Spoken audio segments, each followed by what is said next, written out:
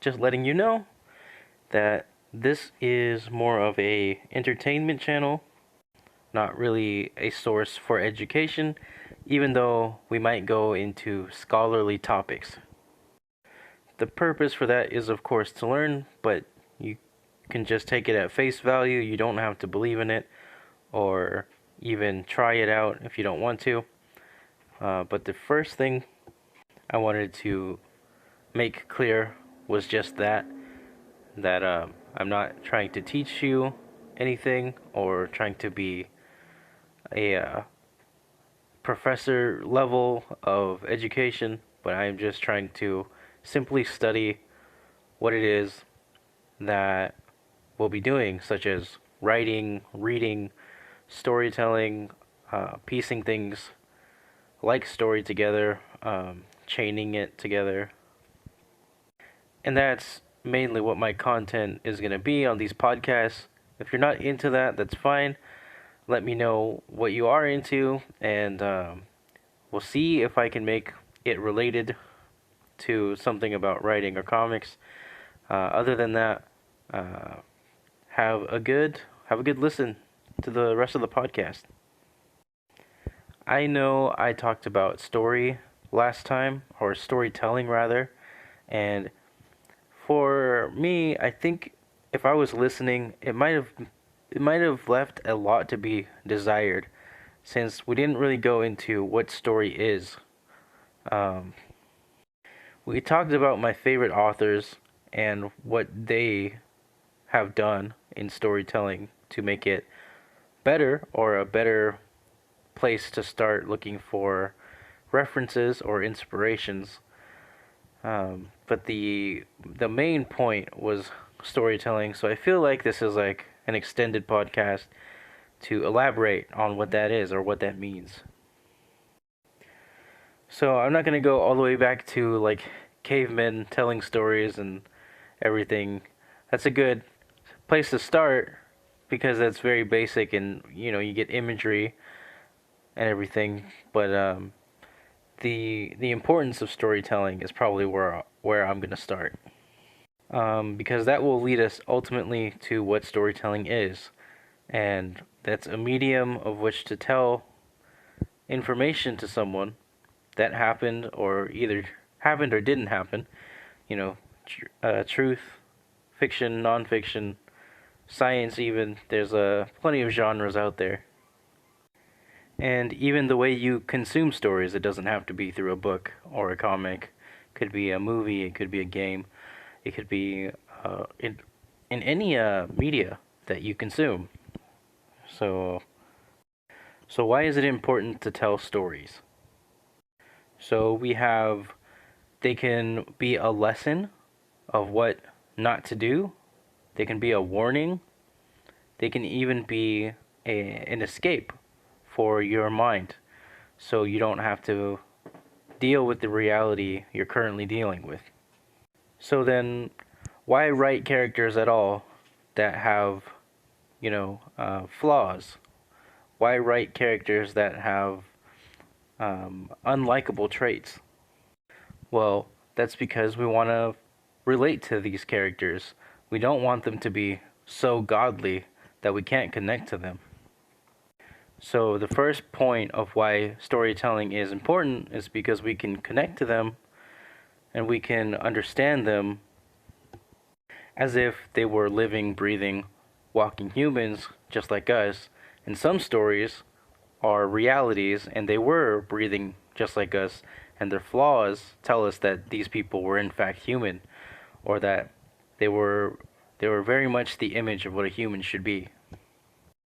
In fiction, of course, we have aliens and monsters and stuff, but they're meant to represent our dark side, or things that, are flaws, but they are amplified into a monster or something degenerate, something creepy, something that wants to wants to kill us, but it is also exuberantly, or just definitely, a human trait.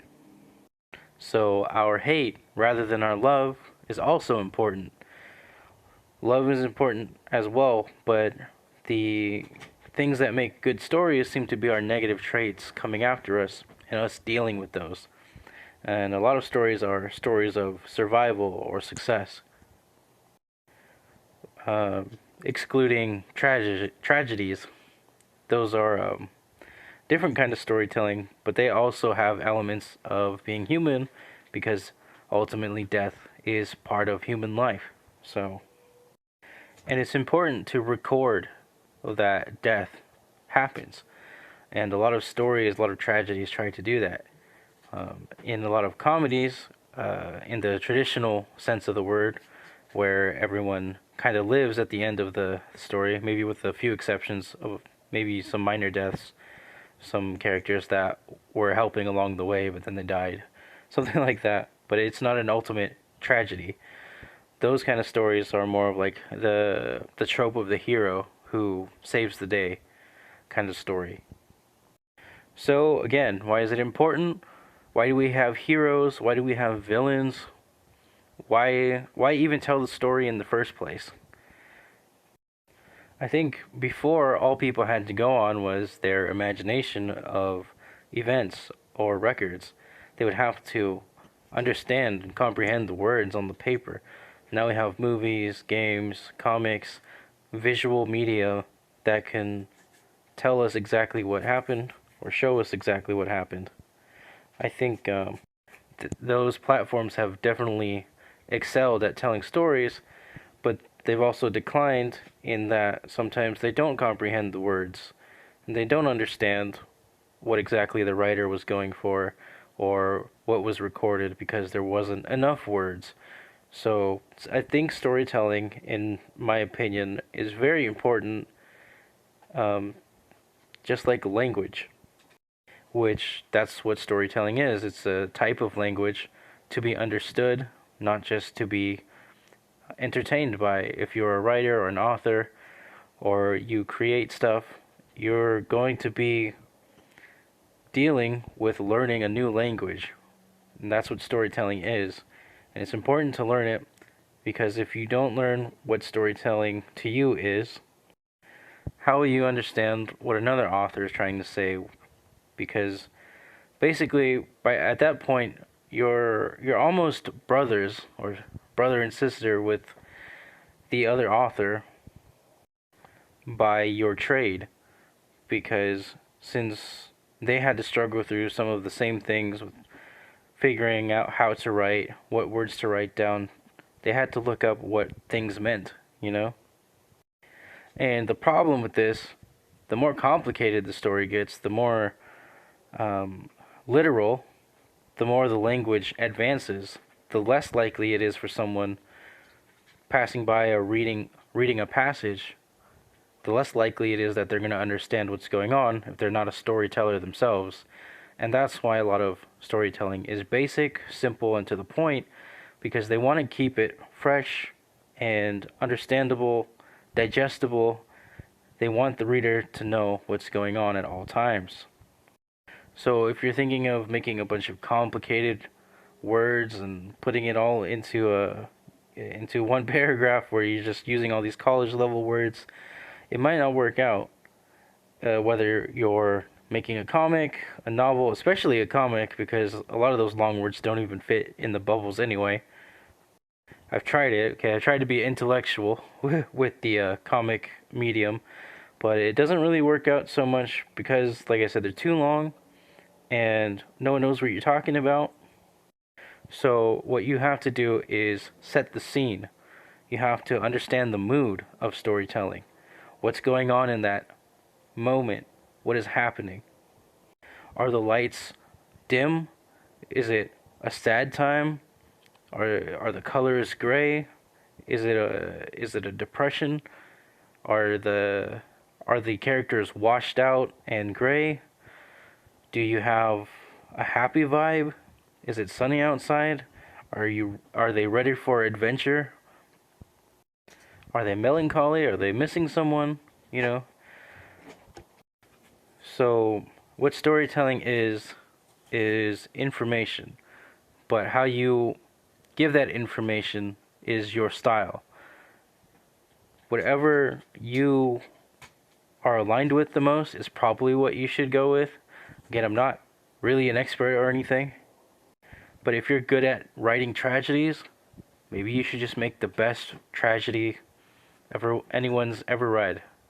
If you're making an adventure story, just make the best adventure story you can. And I think the importance comes with the territory. Like, if you this is a stretch. I'm just warning you right now. But if you're in a family of paleontologists and they study bones, right? They're just always studying the bones of animals, but they've never gone on an expedition. They've never paid for a trip to go dig up bones and find their own stuff, but they know all this information, this knowledge.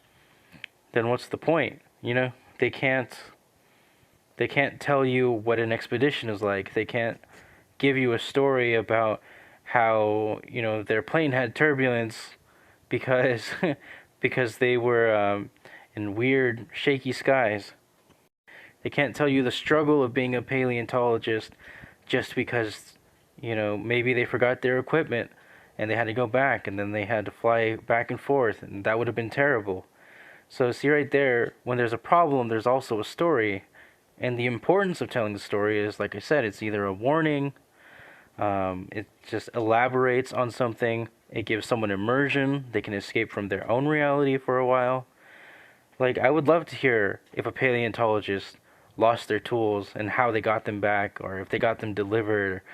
You know, I would. It's a simple story, but I would want to know that. But like I say, if it's a family of paleontologists and they've never done any of those things, then they don't have anything to tell you that's new because other generations have written these things down for them.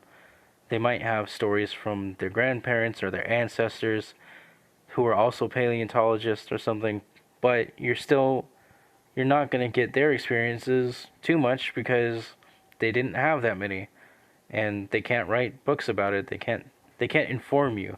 So when you write, you have to inform that person, or I'm sorry, your audience, of what your characters have been through or what you have been through your characters, if you want to do it that way, or even just an autobiography. And I said earlier, you wouldn't know that information without the previous generation, back to the paleontologists. And that's the importance of recording it down so that the future generations can understand, oh, my grandpa did an expedition. What is that? And then you look up what an expedition is, and then you're like, oh, wow, I have to do that to be a good paleontologist? And then you'd go off on an expedition because you want to be just like your grandparents or your ancestors who did this before you. Same thing with authors. There are some very dear and near authors who have gone now that I still appreciate their works, and they basically taught the rest of us how to write or how to do things. And they've some of them are artists that have passed away. Recently, the author, the creator of Berserk passed away. Very amazing man, and yeah, but people who have been doing the trade for longer than us, they understand the craft, and the importance is that it's recorded, and we understand how to make better versions, or even the same version, but just a slight difference or a slight alteration to it. Your own spin, as they say. And we wouldn't be able to do that without pre-recorded things like books, like other authors. So how to write? Easy. Just look to your influences, like I said in the last video. My favorite artist, I'm using inspiration right now from him, the author of Claymore, the creator of it. He's an amazing illustrator, so I'm not ashamed to admit that, his works are inspiring me. The ultimate meme that people say is like, picture or it didn't happen. It's kind of the same thing with books. It's like, write it down or you didn't say it, you know? Write it down or it didn't exist.